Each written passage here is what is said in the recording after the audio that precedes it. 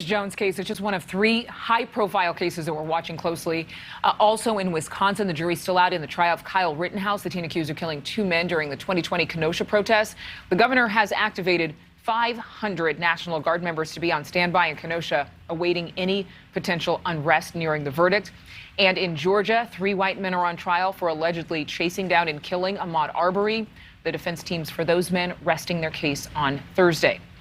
So joining us now in studio is Chicago attorney William "Bill" Gibbs, breaking down these cases one by one. They are so unrelated. I know that we've heard a lot of talk about all of them for a very long time. These have been in the public consciousness for quite some time. But let's start with Julius Jones and clemency being granted by Governor Stitt in Oklahoma. A huge deal, just hours away from his execution.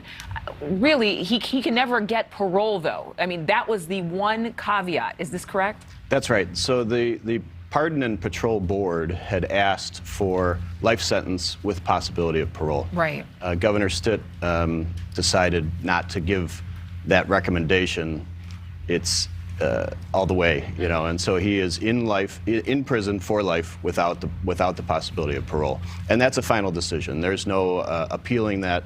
The governor, according to Oklahoma statute, has that power. So even though there are people who've been campaigning for Julius Jones to be exonerated, for that parole to be granted to him, they're saying they're going to continue to fight. What's the legal standing there? The only possibility would be the governor reconsiders, or another governor at another time makes a different decision. Right. As for now, it's a final decision. Okay. There's been 4 appeals, I think, of the case over 22 years. So the possibility of a retrial or any new trial is very, very, very unlikely. Very unlikely. Okay, let's move to the Rittenhouse trial. We know we're in day 4 of deliberations for the jury. Also, there's been this debate over the video. The jury possibly having a very hard time reaching a verdict in this one. When it comes down to it, obviously people are looking at the fact that this is a very polarizing case. Did Kyle Rittenhouse instigate violence by coming to the protest with a gun? Does he even have a case of self-defense?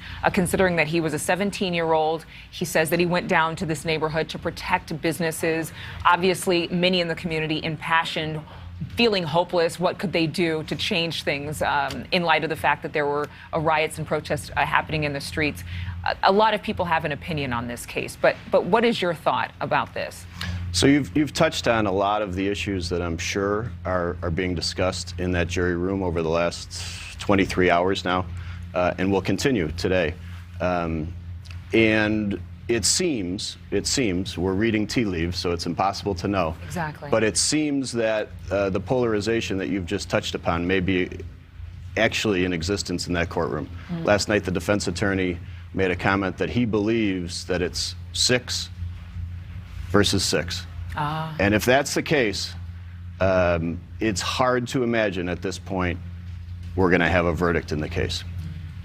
It's possible that reading those tea leaves is wrong, and it's 11-1 or 10-2, and somebody's decision could change over the course of today or next But week. they might be deadlocked. But this jury may very well end up deadlocked, which would result in likely a new trial at some point in the future.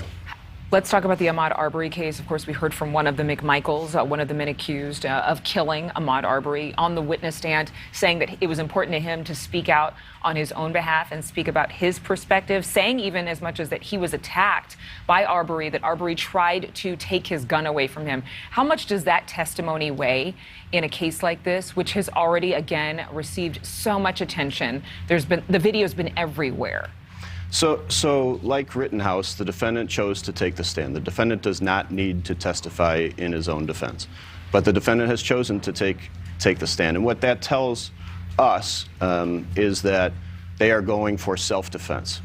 Georgia has a stand your ground statute, which says that if that defendant in that moment felt that he was threatened, he can stand his ground and even use force to stand ground.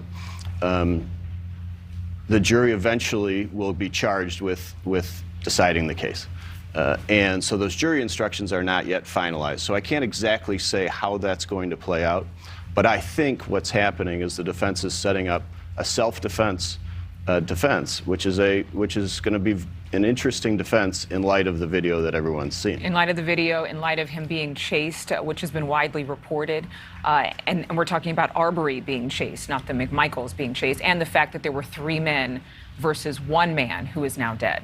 And that brings up a statute that has since been repealed in Georgia that allows for citizens to make arrests if they reasonably believe that a crime has recently been committed. And that is another defense that they're going to put up, is that they feel that it was their duty as citizens to be monitoring the community. And I think the jury will, hear that testimony, because even though the law has since been repealed, at the time of the incident, it was in effect. And so that will be another issue that this jury will wrestle with. Nothing very easy about any of these cases. Thank you so much for being Absolutely. with us. Pleasure being with you. Thank you. Thank you so much for watching. Make sure to click on the red subscribe button below so you can get more of NewsNation's fact-driven, unbiased coverage.